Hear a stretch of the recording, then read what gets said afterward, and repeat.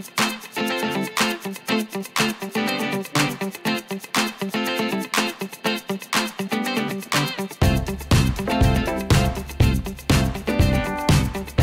good morning everybody, this is DearMamaSal on a chilly 2 degrees here in British Columbia, which would make it 36 in the States. It is socked in, so I'm surprised it's actually this cold. However, I do know that I had to wipe a lot of condensation off my car this morning before I could drive it. Which makes me think that maybe it was frosting last night, because that's what normally happens. And the steering wheel is freezing. Well, not freezing. I mean, luckily I'm very fortunate I have a leather steering wheel cover, but, my steering wheel is covered in leather, let's put it that way. But it is, even that's really cold. It'll warm up soon. Alright, so, first of all, I am so glad so many of you enjoyed the subject yesterday when we talked about that green-eyed monster jealousy, and specifically about people who are jealous of the YouTuber people. And I was actually delighted to see how many of you also thought it was a great topic, and so that probably concerned viewer who might have asked the question and then thought afterwards, wow, maybe I shouldn't have asked that question. Thank you so much, because it freed up so many people to start discussing it. And again, that's 2 days in a row I'm thanking you, because it was absolutely so human a topic. You see, part of the problem that we have in life is we don't talk about these things. And if we did, you know, we'd all be a lot healthier mentally. I'm not suggesting that we're all mentally incapable, but you understand where I'm getting at with this one. And one of the things that I always said when I was, I used to be a professional speaker, and one of the things I always said was I didn't have to be funny and crack jokes. I just had to talk about my life. It was hysterical enough. And some of you know what I'm talking about, right? Because there are days when you think, wow, I've just seen how much condensation there is inside my car, never mind outside it. I just had to clean off my rear view mirror. Anyway, so one of the things that came to me was, I was reading all this, was if that viewer hadn't had the gumption, the courage to actually talk about that subject, I would never have picked it. It wasn't something I would have picked as a topic, because I wouldn't have thought of it. But boy, was it a good one. So yes, and I'd like to continue on that one, because what I wanted to say was, one of the things that happens to us in terms of this is we get to choose time and time again, every time we feel the jealousy, all right? And I think it's human nature to some degree. Oh, look at them, they just got themselves a brand new, I bet you start making up stories as well, right? Oh, looks like they've got new furniture. I bet you somebody gave it to them, you know, or whatever, which is probably absolutely untrue. They probably worked their hearts out for it. And really, do you want to be paying their taxes of the super people? You're going, give me that problem, Sal, give me that problem. All right. So what I wanted to just touch on, though, is, you know, what if we took jealousy and turned it into something that is a red flag for you? In other words, that you can use it to the positive rather than the negative. The same way as I take resentment. Whenever I feel resentment now, I know that I have not said something to somebody that I need to. If I start to resent things, it means that I'm angry and I'm keeping it in. If somebody's crossed a boundary into my life and I didn't let them know that that's enough, So part of me goes, be aware of these negative emotions and see where you can turn them into positives for you. So let's take jealousy as a positive rather than a negative. Now, I'm not suggesting let's all be jealous today. No, that's not what I mean. What I mean is if you feel it, go, oh, what do I have to learn from this?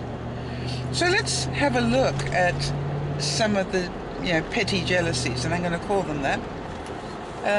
Let's say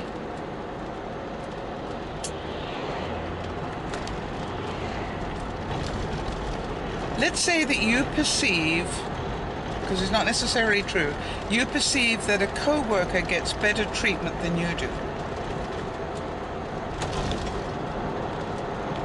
Okay, could you be jealous of that?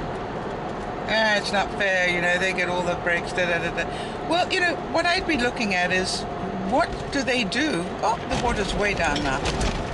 They must have opened up a sluice gate somewhere because the water is way down on my river. Anyway, so what do they do to get that treatment? Or is it inevitable?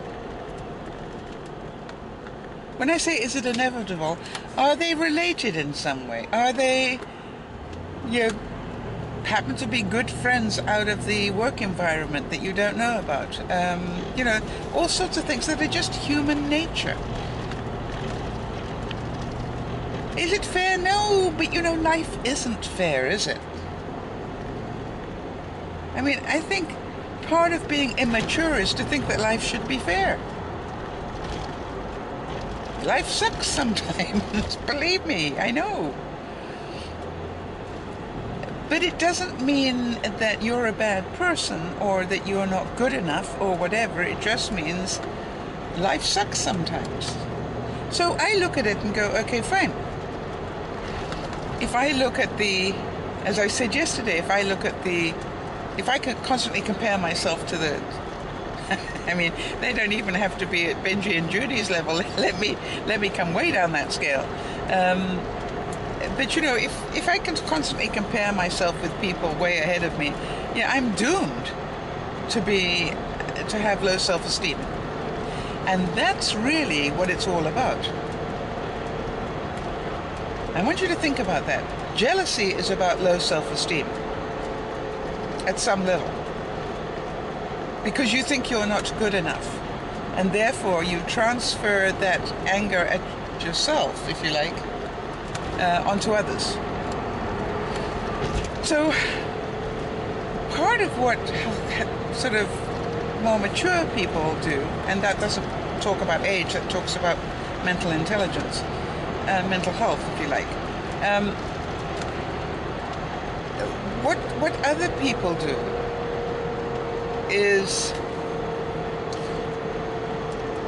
they see it differently. And they see it differently, sometimes consciously, and that's called cognitive therapy. All right, so in other words, they make a conscious effort to change their thinking. And you've heard me do that many a morning, where I start off with a negative thought and then you'll hear me change it for something positive. Why? I don't want to dwell on the negatives. My life's far too short. I'm already close to 70. I mean, hello. I don't have time for this negative stuff anymore. I want to stay happy for the rest of my life in my own way as best I can. So let me give you some examples of that in terms of jealousy. See, if I, for example, look at, let's say I'm still at school and there's a really popular girl, in my class. I can be jealous of her, big time. But really, what am I jealous of? Her good looks? Her sparkling personality? Do I go and color my hair blonde just so that I can be a blonde? Do I color my hair purple just so that I can be noticed? I don't know. When I look at it, all sorts of people do all sorts of things. And it's all part of who I am is not good enough in so many ways, if you trace it all the way back. Or I want to fit in. All my friends are coloring their hair green this week, so I'm going to do it too. what it tells everybody is you want to fit in. You want to be normal. Well, I've got bad news for you. I have never wanted to be normal. I have never particularly been keen to be normal.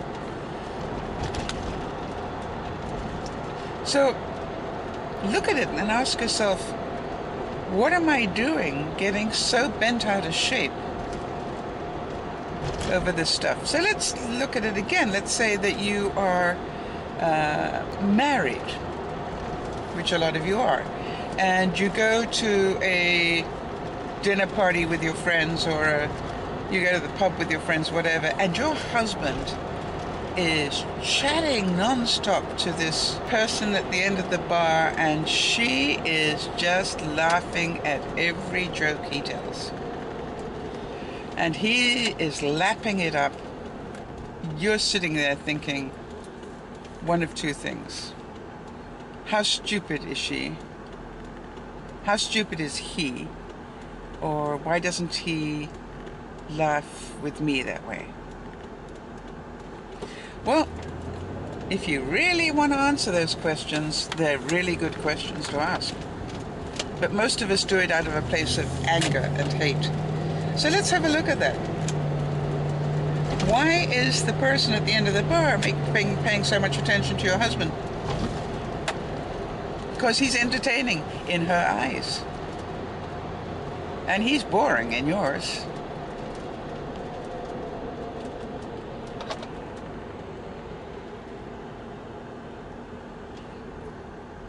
And why is he so entertained by the person at the end of the bar?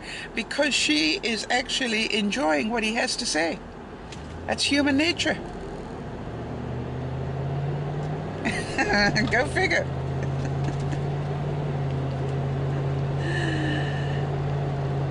And why doesn't he laugh like that with you? Well, you really are quite grumpy these days, is probably why. Everything he says gets judged and snapped at. You no longer find his words entertaining. Okay. How many of you are going, yeah, that could be true? If you can say that, good. Because that means that you have good self-awareness. And boy, I can think of a lot of examples of that in my time. No doubt about it at all.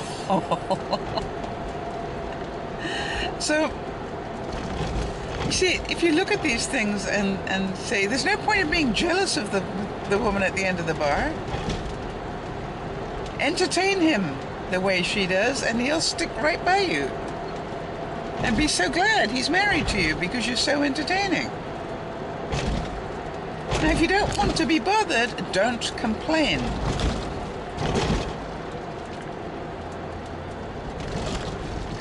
You can't have it both ways. Even though you want it. That's the problem. You would really love to have it both ways, right?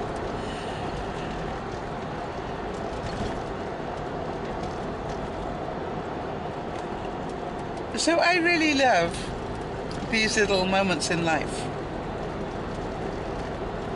I really do. And don't tell me, well, you know, the relationship's too far gone, we can never get that back. One of my greatest joys was I actually was helping a couple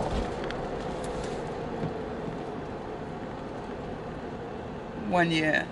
And things went very, very wrong, and the guy ended up really messing up his relationship big time by being unfaithful. And they ended up getting divorced. And some of you know the story perhaps, but it was really interesting because he came to me many, many months later and phoned me actually, and he said, Sal, I want to get my wife back.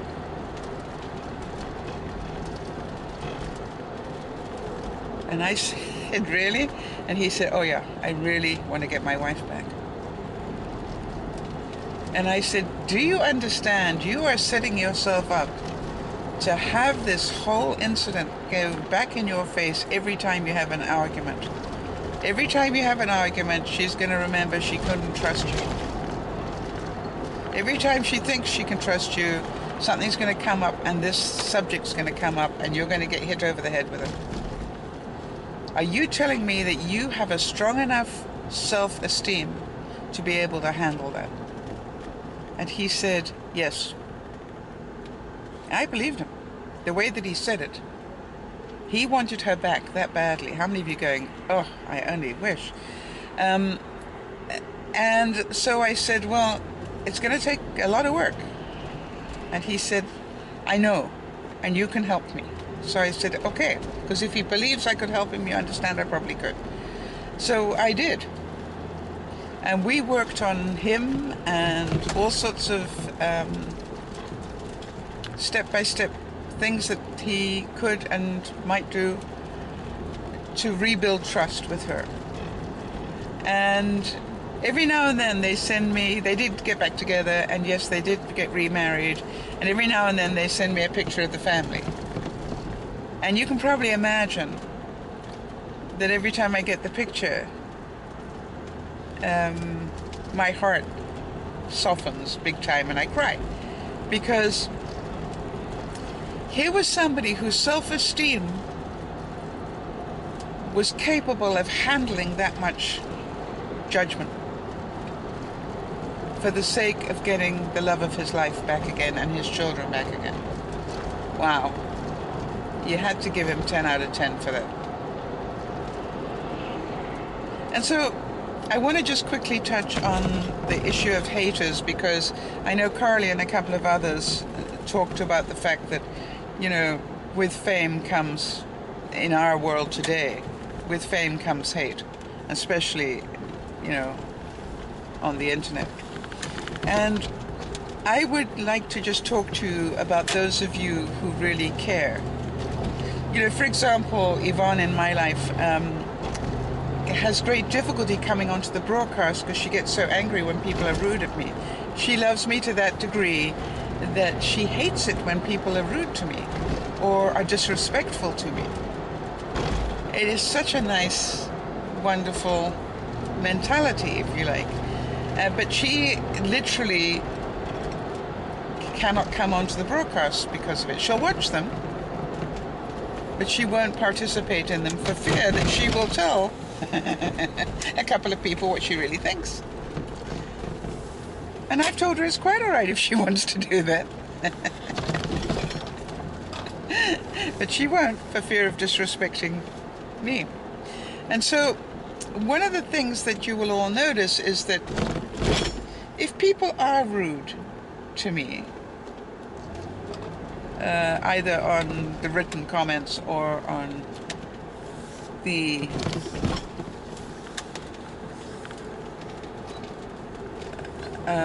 broadcast, yeah, sure it hurts. Sure, it's very difficult for me to cope with. But I have to suck it up. And I get a choice, you know, if I choose to get really angry with somebody, I'll boot them. But on the comments, I very rarely even bother to delete them. If they're there, they're there.